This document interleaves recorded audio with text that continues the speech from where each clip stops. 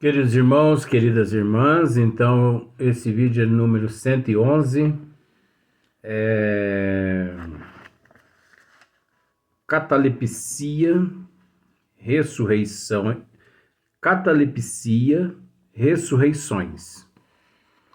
Então, a Gênesis capítulo 14, né?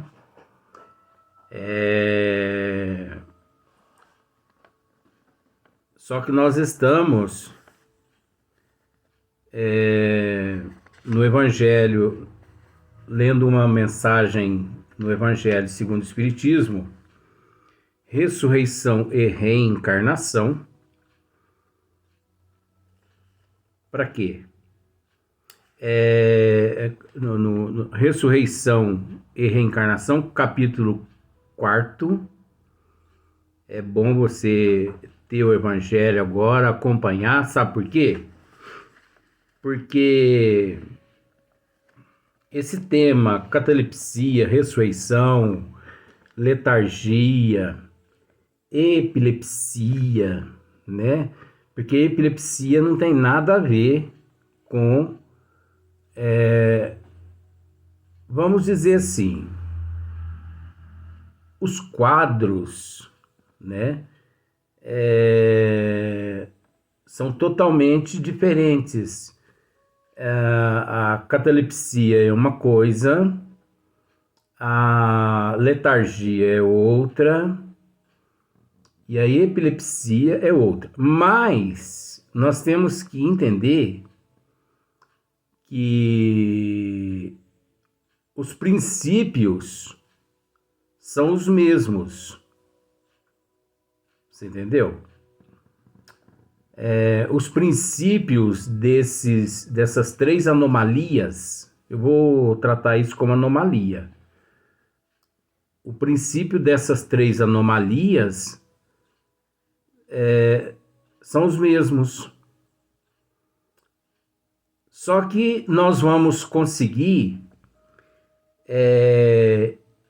entender assim, parcialmente, catalepsia, letargia, epilepsia, ressurreição,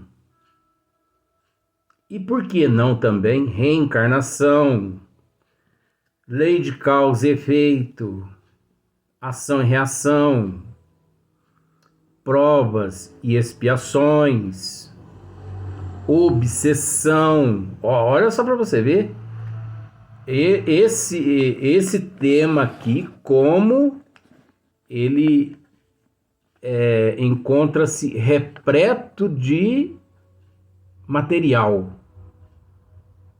Então é inadmissível passar por cima de um tema tão esplêndido quanto catalepsia e ressurreição e não aproveitar esses outros temas todos, né, que encontram-se juntos. Às vezes o expositor, por falta assim de conhecimento, com todo respeito, às vezes ele só trata da catalepsia e dá um tapa mais ou menos, né, mais ou menos uma enganada na ressurreição e pronto. Mas não, você já viu que nós estamos tratando de catalepsia, ressurreições, letargia, epilepsia, obsessão, causa, efeito, ação, reação, reencarnação, prova, expiação. Jesus, Maria José, esconde o menino Jesus, porque senão ele vai ficar doidinho, né? Então nós nos encontramos no Evangelho segundo o Espiritismo, capítulo 4, na mensagem ressurreição e reencarnação. Só que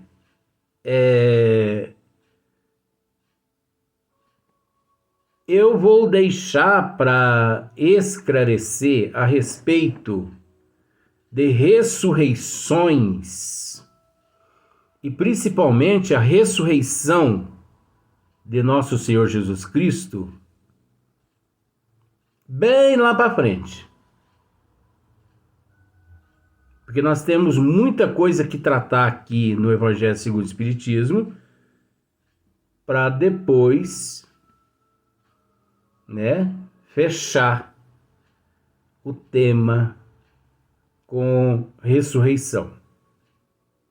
Aí você vai analisar, você vai fazer, você vai fazer as suas conclusões, mas com relação à ressurreição, principalmente a do corpo de nosso Senhor Jesus Cristo, eu acho que você, se você sabe, você nunca divulgou. Se alguém sabe também, nunca divulgou, né? Então você... Aí eu vou só te fazer aquela pergunta assim, ó. Será que Jesus realmente ressuscitou no terceiro dia? Quando eu venho com essas interrogações, ou melhor, quando eu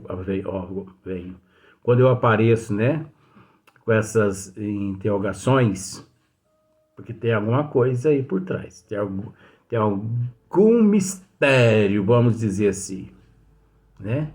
Será que realmente Jesus ressuscitou? Nós vamos ver isso lá. Ei, mas tem tantos vídeos, você nem imagina. Então, ressurreição e reencarnação, dando sequência, o que já não corresponde ao mesmo pensamento. Esse ponto capital ressalta dos primeiros comentários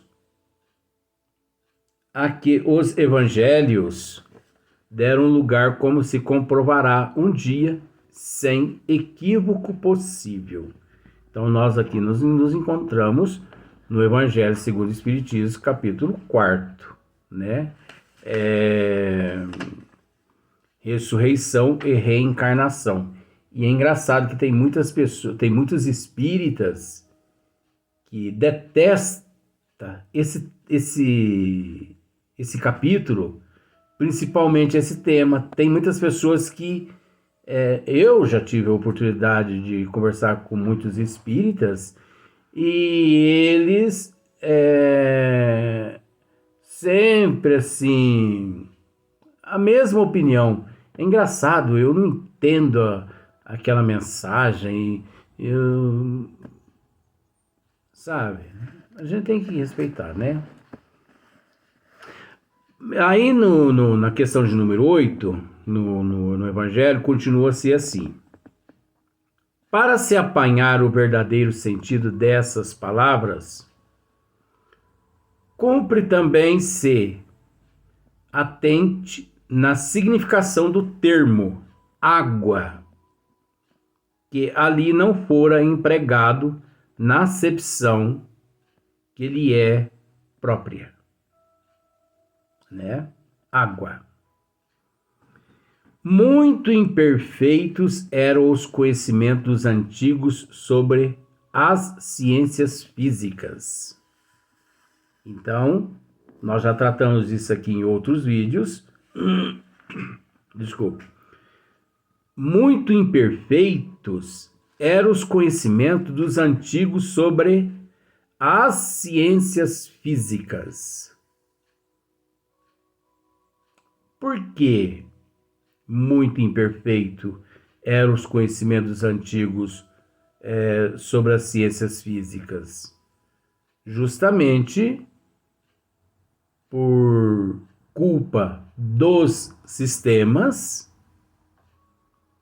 culpa das teologias, né, das religiões,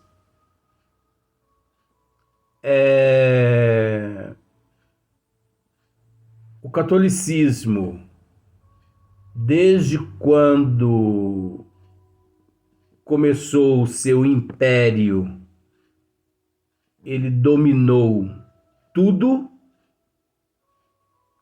de forma que o catolicismo sempre mandou em tudo, né?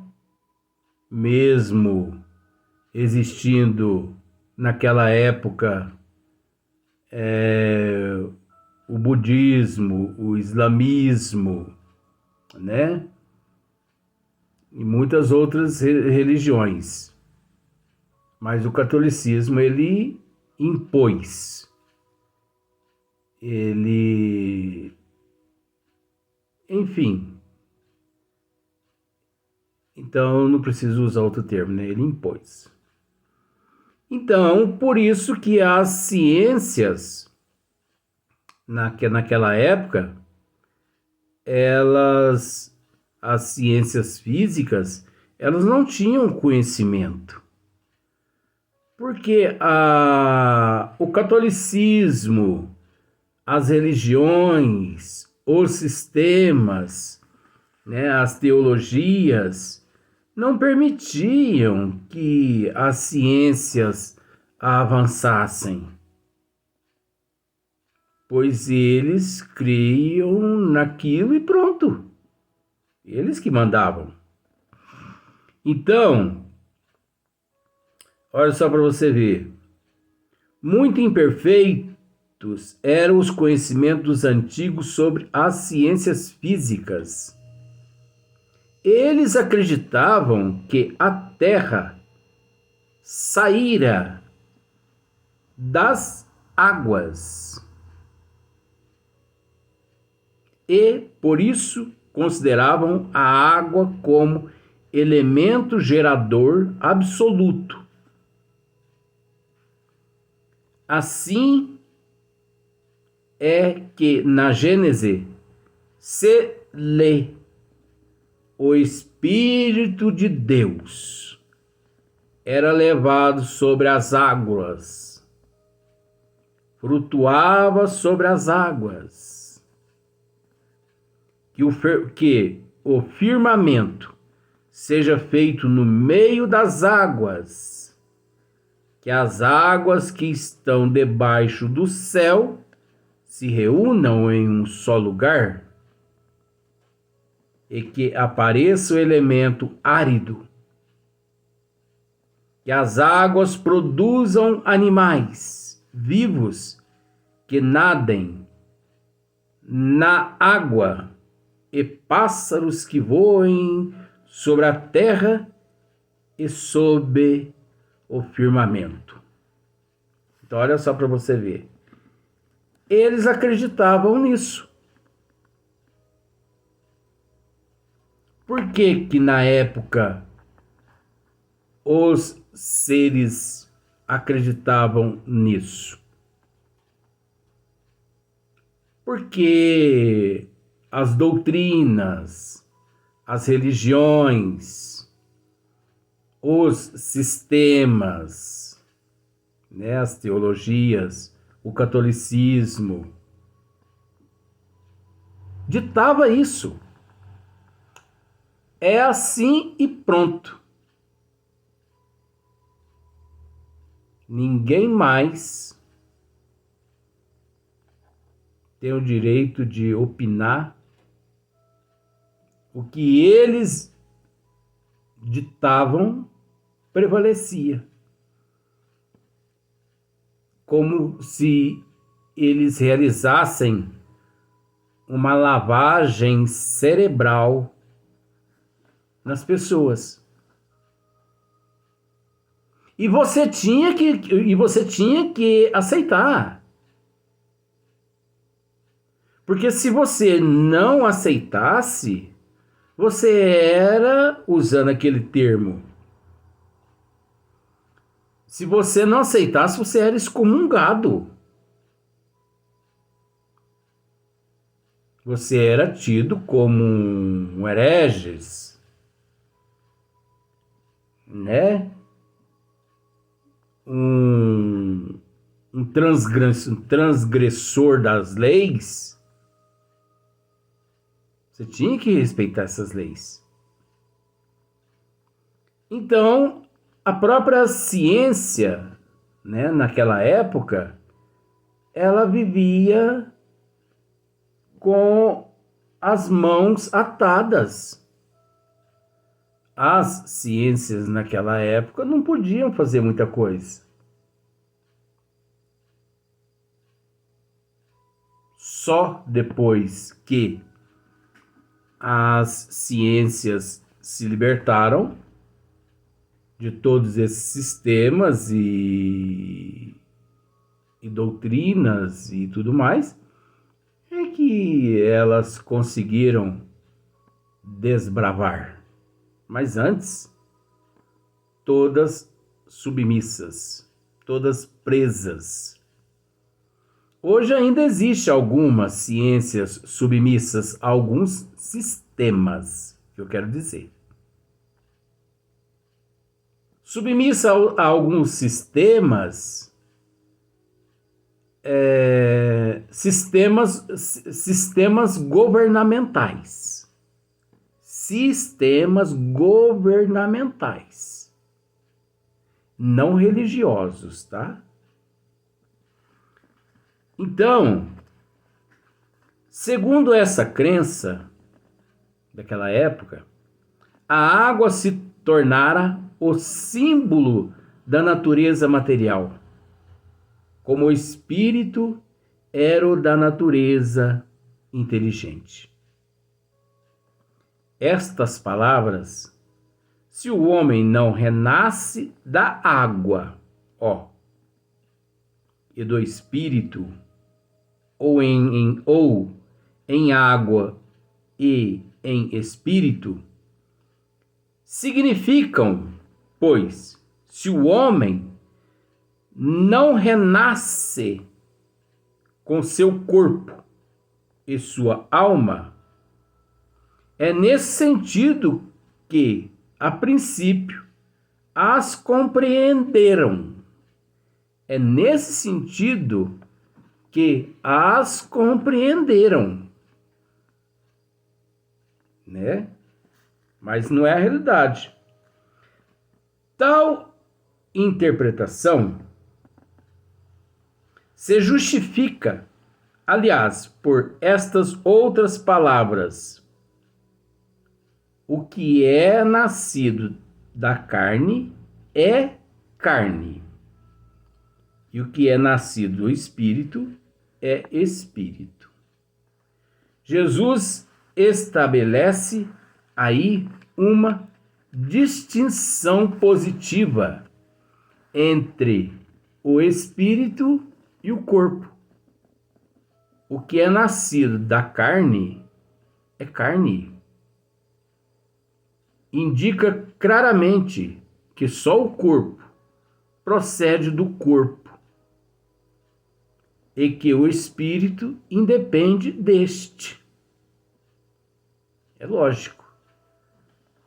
Não só Jesus disse há 2000 anos atrás, como também a doutrina dos espíritos vem e reafirma tudo aquilo que nosso Senhor Jesus Cristo havia dito, mas que nós podemos dizer assim, naquela época, por falta de amadurecimento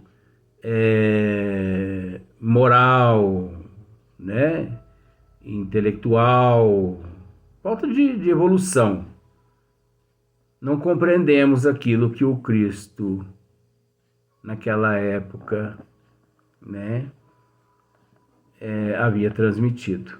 Então, o que é nascido da carne é carne, não é? O que é nascido da carne é carne. O orgânico. O que é nascido do orgânico é orgânico. orgânico, né? Indica claramente que só o corpo procede do corpo. Então, o corpo físico procede do corpo físico. E que o espírito independe deste. O meu eu independe deste corpo. Independe. Em questão de matérias. Que o meu eu, no nível que eu me encontro,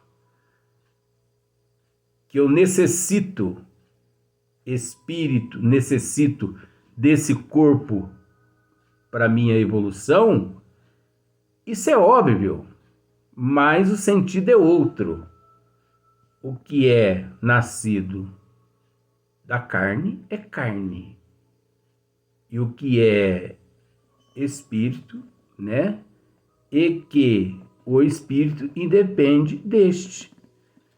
Vou voltar aqui. Indica claramente que só o corpo procede do corpo e que o espírito independe deste. Então, o espírito independe deste, né? Nós vamos... Não, acho que dá para... Vamos continuar aqui, porque já está quase terminando já o vídeo. O relógio, eu acho que ele é contramão meu. Então, Kardec continua dizendo assim: o espírito sopra onde quer, ouve-lhe a voz, mas não sabes nem de onde ele vem, nem para onde vai. Pode-se entender que se trata do Espírito de Deus, que dá vida a quem ele quer, ou da alma do homem. Nesta última acepção, não sabes de onde ele vem, nem para onde vai. Significa que ninguém sabe o que foi, nem o que será o espírito. Se o espírito ou alma fosse criado ao mesmo tempo que o corpo, saber-se-ia de onde ele veio, pois que se lhe conheceria o começo. Como quer que seja essa passagem, consagra o princípio da preexistência da alma e, por conseguinte, o da pluralidade das existências. Fica meio que numa incógnita, né? Então, aqui um versículo de Mateus, capítulo 11, versículos 12 a 15. Então, olha que Mateus, ele anotou: ora, desde o tempo de João Batista até o presente, o reino dos céus é tomado pela violência, e são os violentos que o arrebatam, pois que assim o profetizaram todos os profetas até João, e também a lei. Se quiserdes compreender o que vos digo, ele mesmo é o Elias, que há de vir. Ouça-o aquele que tiver ouvido de ouvir, né? Ouça aquele que tiver ouvido de ouvir. Veja aqueles que têm olhos de ver. Mas nunca, sempre com os ouvidos da matéria física. É o ouvido da alma. Nunca que os olhos da matéria, e sim os olhos da alma. Nós devemos aprender a separar o joio do trigo, e você só separa o joio do trigo através dos olhos da alma, do ouvido da alma. Então, Mateus, capítulo 11, versículos 12 a 15, nada mais, nada menos, aqui ele está tratando de reencarnação, né? Ora, desde os tempos de João Batista até o presente, o reino dos céus é tomado pela violência e são os violentos que o arrebatam, pois que assim o profetizaram todos os profetas até João, e também a ele. Se quiseres compreender o que vos digo, ele mesmo é Elias, que há de vir. Então, João Batista era a reencarnação, né, de Elias, 300 ou 400 ou 500 anos antes de Nosso Senhor Jesus Cristo. Porque João Batista era primo primeiro de Jesus. Eles eram primos primeiro, né? E, no entanto, se não me falha a memória, as idades deles no corpo físico eram uma diferença muito pequena. Mas João Batista era, assim, 2, 3 anos